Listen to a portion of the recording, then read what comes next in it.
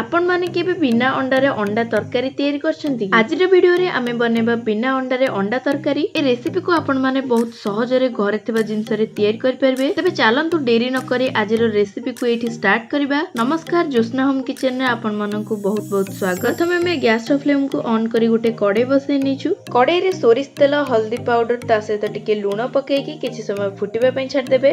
तापरे आमे नीचु गुटे कप बेसन रे पानी ऐड करी भलो करी मिसै नेबे। बैटर रे जमारो भी बिंडा रखिबे नै, ताको संपूर्ण गोली की मिसै नेबे। पानी टिके फुटी आसबा परे बेसन रो बैटर को कड़ाई रे ऐड कर नेबे। बैटर को कड़ाई रे ऐड कर सरबा परे लगातार ताको गोलै चलथिबे। बैटर को लगातार गोलै चलथिबे, नले बैटर टी कड़ाई रे लागि पोडी जाय पारे। किछि समय लगातार गोलै सरबा परे देखिबे बैटर टी टिके थिक हे आसीबो। जेतबेले बैटर टी संपूर्ण थिक हे आसीबो सेतबेले गैस रो फ्लेम को ऑफ करी कड़ाई को ओल्हे नेबे। कड़ाई किछि समय ठंडा हे सरबा परे बेसन रो मिक्सचर को स्पैचुला साहाय्य रे काढी नेबे। एबे हाथ को भल भाबरे धोई कि सेतरे टिके तेल लगै नेबे। आपण चाहिले रिफाइन तेल लगे पारिबे किंबा सोरिष तेल मध्ये लगे पारिबे। बेसन रो मिक्सचर आमे जो तैयार करथिले सेथुरे एबे आमे छोटो छोटो गुळा तैयार करनेबा। बेसन रो एई गुळा को संपूर्ण छोटो करबे नै किंबा बड़ करबे नै, याकू मीडियम साइज रही रखिबे। एबे आमे नेचु पाखापाखी 200 ग्राम छेना। आमे जो छेना नेचु एटा होची खीर छेना। आपण माने एई खीर छेना ही नेबे, दही छेना रो टेस्ट टिके खट्टा लागि पारे। एबे आमे छेना रे 2 चमच कॉर्नफ्लोर ऐड करी भलो करी मिसै नेचु।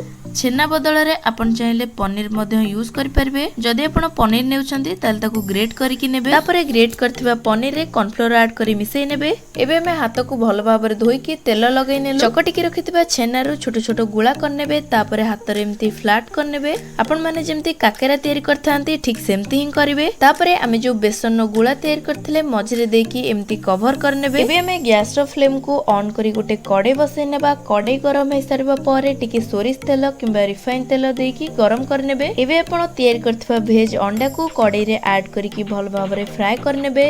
अंडा को फ्राई करबा समय रे गैस रो फ्लेम को मीडियम रे रखिबे। अंडा को आपण माने चाहिले अधिक तेल रे छाणी परिबे। जदि आपण कम तेल रे अंडा को फ्राई करछंती तेबे गोटे साइड फ्राई हे सरबा परे ताको उल्टै नेबे। एम्ति ही सब पट भल भाबरे फ्राई हे सरबा परे एबे हमें ताको काढी नबा। 2 रु 3 मिनिट भितर अंडा फ्राई हे कि पूरा रेडी हे जिवो। एबे हमें गोटे मीडियम साइज रो प्याज को चुना चुना करी काटी नेछु। तापरे गोटे कड़ाई किंबा पैन रे किछि तेल गरम करी जीरा फुटै नेबे। काटी के रखिथिबा प्याज ता सहित तेज पत्र को पकै कि भल भाबरे भाजी नेबे। प्याज रो कलर गोल्डन ब्राउन होबा पर्यंत भल भाबरे भाजी नेबे। तापरे हमें कड़ाई रे ऐड करबा हल्दी पाउडर, काश्मीरी चिल्ली पाउडर।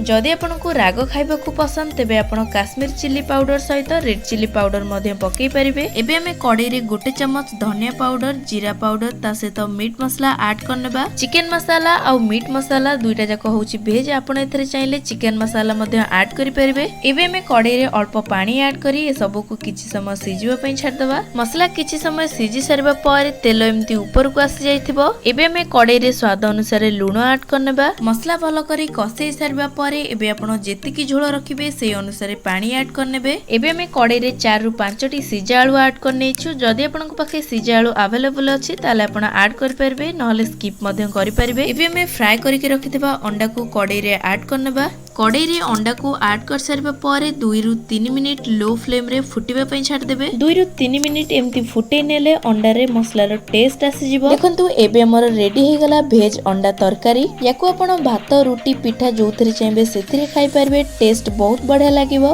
खाइबा पई एटा बहुत हेल्दी, ता सहित आपण माने को घरे बहुत सहज रे तयार करि परबे। आपण माने रेसिपी टाको थरे घरे ट्राई करंतु। केमिति लागिला कमेंट सेक्शन ने निश्चय जणेबे। ए पर्यंत जदि ज्योत्स्ना होम किचन को सब्सक्राइब करनांती ताले सब्सक्राइब करी पाखर थिबा बेल आइकन ऊपर क्लिक करनियंतु।